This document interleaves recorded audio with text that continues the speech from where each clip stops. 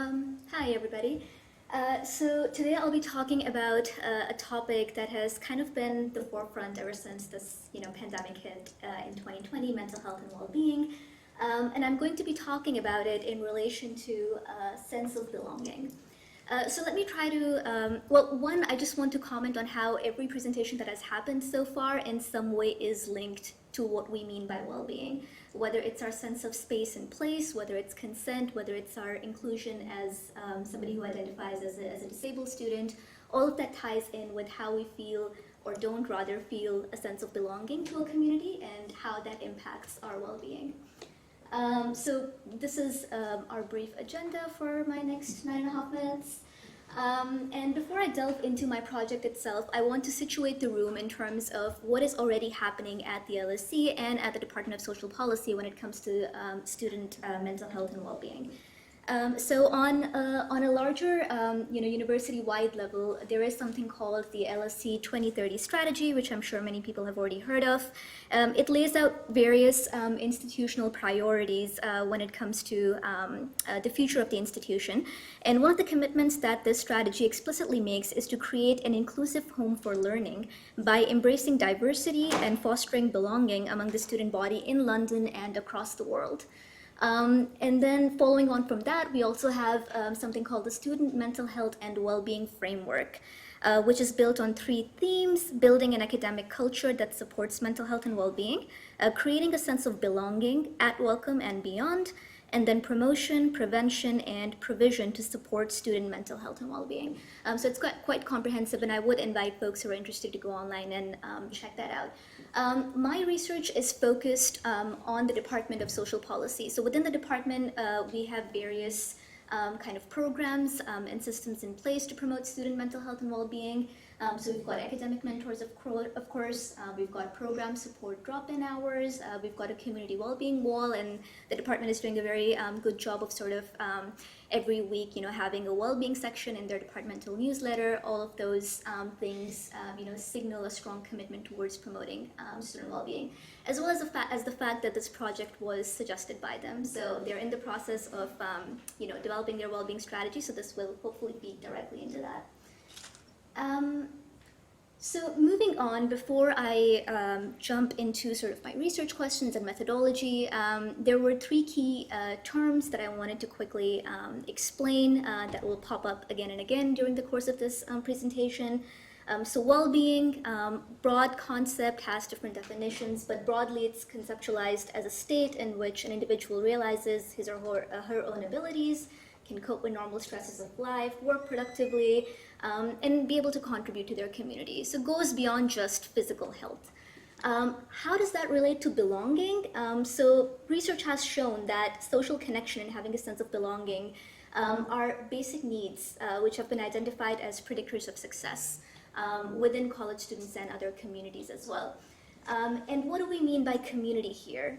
Not just a geographical or spatial entity, but rather a knowledge-based and imagined understanding, which is grounded in shared knowledge, in social learning, and shared experiences.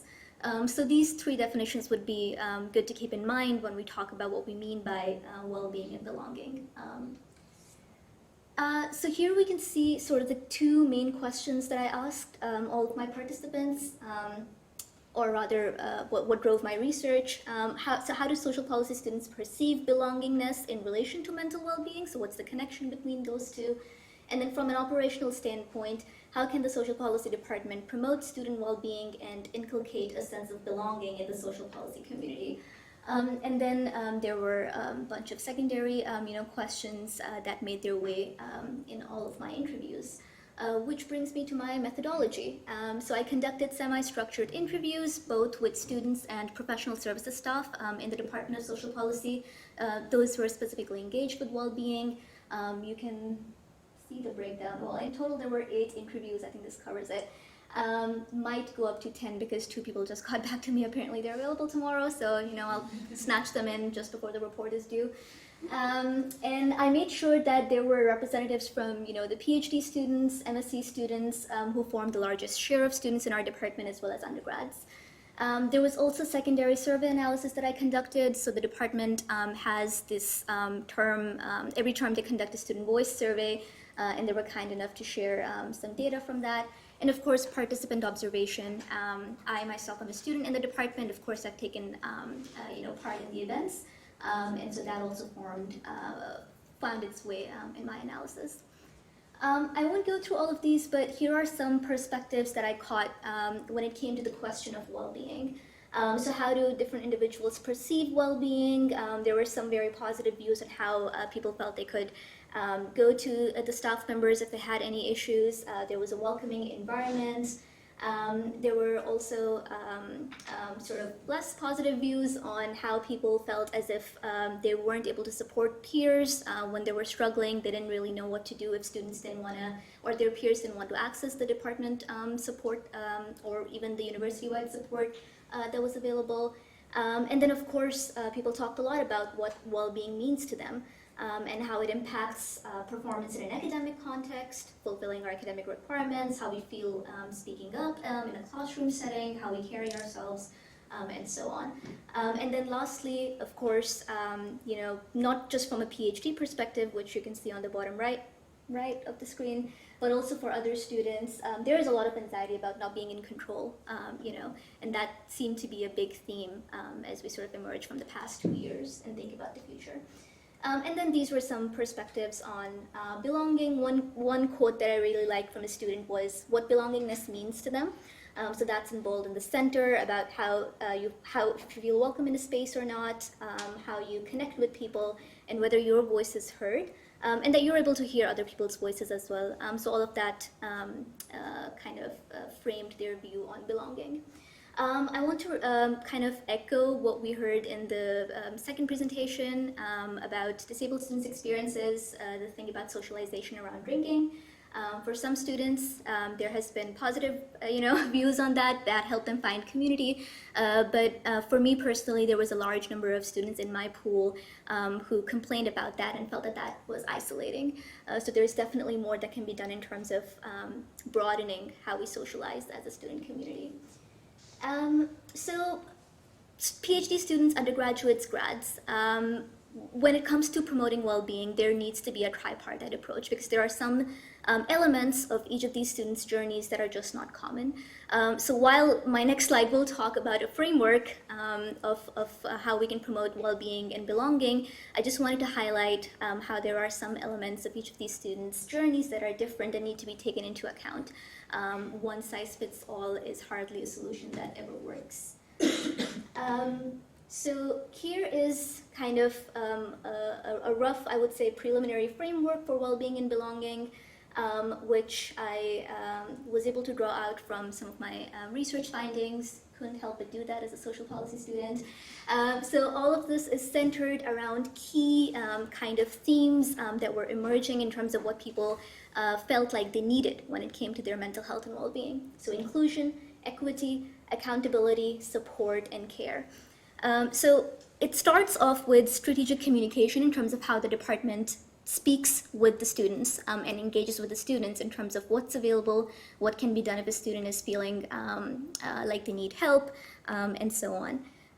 It then moves on to data and research. Of course, community-wide data collection in terms of surveys, interviews, focus groups, important to collect when it comes to mental health, and these should be done term-wide, as well as annual reviews of the strategy based on these community surveys. Participatory planning and production of any kind of mental health and well-being related support is important. So making sure that students are not just centered in the delivery, but also in the planning of such things. And then effective partnerships, not with other departments on campus, but also potentially off campus. There were some students who mentioned that they don't always feel comfortable seeking resources that are affiliated with the LSE, and that they would like to know what else is available, outside of that framework. So that's something that can be considered as well. And then lastly, student integration was a big thing when it came to belonging in community. How do we make sure that they feel like they're a part of the community? And that doesn't just start at welcome. A lot of it, especially for one-year master's students, happens before that. And all of that kind of at the bottom, which is what I will wrap up with, is what I'm labeling a whole department approach and a continuum of support. So what we mean by, or what I mean by a continuum of support is that different students will have different needs at different times. And it's important to not just have a universal approach, but targeted approaches for different high-risk groups as well as some of these examples you can see on the screen. And then a whole department approach recognizes that all aspects of departmental life have to promote and support student mental health and well-being. It can't just come as an addendum or as a second thought in addition to the core operations of the department. And then of course, lastly, students, PSS, faculty, and the management team all share responsibility and contribute to the process of keeping up a healthy, happy department where people feel like they belong. So just a couple of quick acknowledgements to the people who made this possible. And yeah, this was my effort to sort of translate the larger LSE mental health strategy to a department level framework. I hope that there's, good discussion that we can have afterwards about this.